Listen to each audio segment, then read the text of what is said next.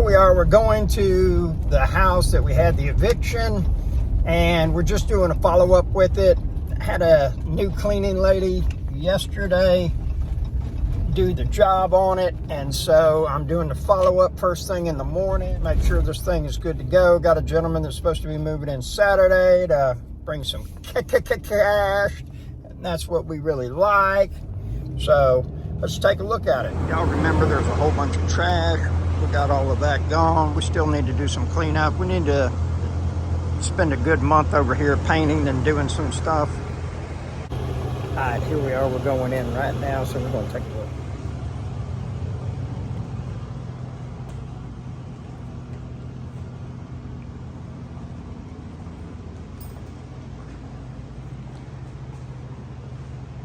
Looking pretty good.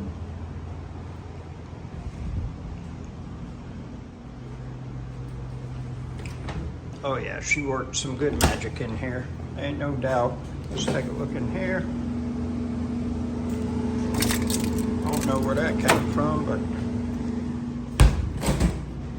oh, this looks real good. That's that accidental discharge right there. That's where that bullet hit the floor. I'm surprised there ain't no hole in the ceiling, but probably hit right there and stayed, didn't go anywhere. So this place right here will rent for $800 a month, and this will be, this is utilities included. She did a really fantastic job right there. Very nice. Oh, that commode looks golden. You should have seen it before. And so I'm definitely happy with the job that was done here. I'm gonna put this lady in the list. We'll use her again in the future for sure. And you know, this is what keeps things going. Your downtime, your turnaround is your biggest expense as a landlord. The thing you want least as possible is vacant property. This is the part of being a landlord that's not real fun, except for today. It does happen to be the first, so it's like Christmas 12 times a year. Yeah.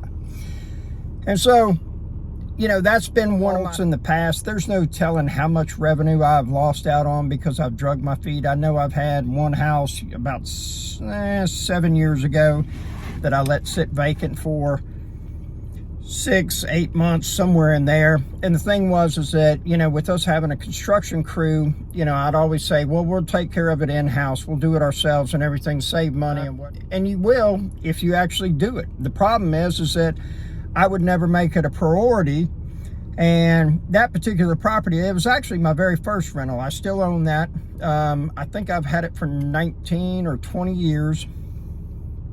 And great property. It's virtually bulletproof block, 3-bedroom, 1 bath. I paid $25,000 for it, and no telling how money it's brought in. I made a huge mistake with it when I first started. You know, I bought the place and had a girlfriend's father move into it. And all I did was I just charged him what the payment was. He was on a fixed income. And I'm not saying that's bad or anything like that, but here's the thing is you've got expenses, and even if you're not making any profit, you still have other expenses that you got to cover, such as, you know, capital expense, putting money away for a roof, putting money away for, you know, paint, putting money away for, you know, plumbing issue. And that house, the gas pipe in the slab went bad. And so then we ended up having to have a new gas line run in the house. They had to run it through the wall and then along the interior wall. You know, that's $2,200. And so, you know, these kind of things happen. And the thing that I see the most with people is that they don't run their numbers with a sharp pencil. And then the other thing is that they don't put the money away. They start spending it.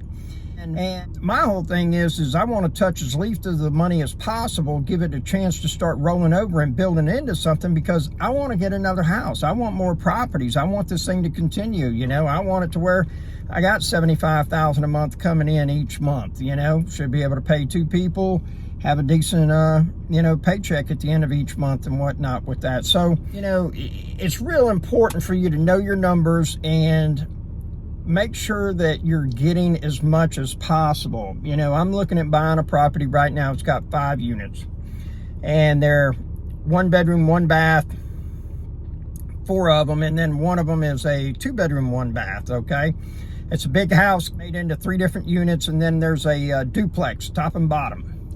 Here's going to be the problem is that these people have been paying like $325 and $350 a month for a couple of years. There's no way that I can buy this property and leave the rent at that price.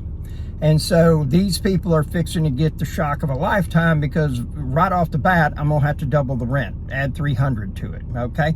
And they're still going to be below value, all right? These people all, when I looked at it, were saying, oh, this is wrong, that's wrong, we need this done, we need that done, and everything. And I'm like, okay. I'm just thinking to myself, because they always introduce me as the contractor. And you don't want people freaking out knowing that the place is going to get sold, because they know the rent's going to be going up. So the thing about it is that we'll go ahead, make it in, it'll be a rough spot for about 30 days, and then that'll be it. So I hope you have a very wonderful day. Be productive, be profitable, figure out who's got your money. Now, this whole wealth game is designed, or what I call it, my buddy Gerald, he calls it the money flow. And my whole thing, and what I want for everybody that watches my videos, to be able to get themselves into a situation when they're no longer dependent on a source of income. And what I mean by that is that there's a golden rule out there nobody talks about, and it is this: the one with the gold makes the rules, okay? And as long as you are living paycheck to paycheck and you don't have any money sitting in the bank, then you're always end up having some type of problem at some point, okay? Something's going to go wrong. You're going to have an issue with the car, tires, refrigerator goes out or something like that, okay? Not a judgment call against anybody. You're no better, no less than me if you don't have, 100, 200, 5,000, 20 million saved up in the bank, or, that's working for you in passive income, okay? We all make choices, all right? And sometimes people make a choice of being a 1-income household when there's 2 partners involved, okay? I get it. Child care is expensive. Nobody has told you child care is extremely expensive. One of the best investments with the most highest exponential return that you will ever find in your life is a condom. For $2, you can save about $180,000. How do you figure? Well, generally speaking, from 0 to, we'll say 18, 20 years, generally speaking, the money that you're going to spend on raising a child is going to equal out to about $180,000. A little bit more if you have a girl.